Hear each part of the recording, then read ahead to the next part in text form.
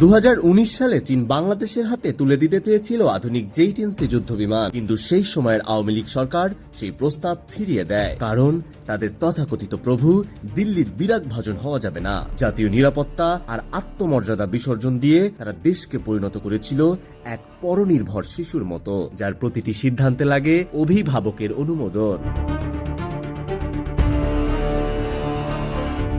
কিন্তু সেই ভুলটা আর করছে না বর্তমান অন্তর্বর্তীকালীন সরকার। ডক্টর ইউনূসের নেতৃত্বাধীন সরকার আগের সব রাজনৈতিক কাপুরুষতার খেসারত শোধ করছেন সাহসিকতা দিয়ে। দেশপ্রেমের অনন্য দৃষ্টান্ত স্থাপন করে বাংলাদেশ এখন নতুন করে সামরিক সক্ষমতা বাড়ানোর পথে।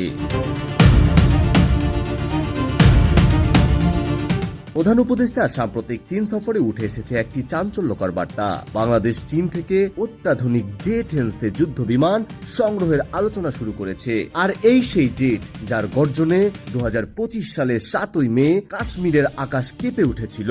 পাকিস্তান ঠিক এই J-10C দিয়েই ভারতীয় বায়ুসেনার অহংকার রাফায়েল যুদ্ধ বিমানকে গুড়িয়ে দিয়েছে মাঝ আকাশে, যা গোটা ভারতীয় প্রতিরক্ষা মহলে তীব্র আলোড়ন তুলেছে। J-10C কে বলা হয় চীনের F-16 বা রাফায়েলের সমকক্ষ 4.5 জেনারেশনের multirole supersonic fighter jet. Pakistan এই জেট ব্যবহার করেই ভারতীয় প্রতিরক্ষা গর্বকে মাটিতে নামিয়ে দিয়েছে, যা গোটা উপমহাদেশে সামরিক শক্তির ভারসাম্য বদলে দিচ্ছে।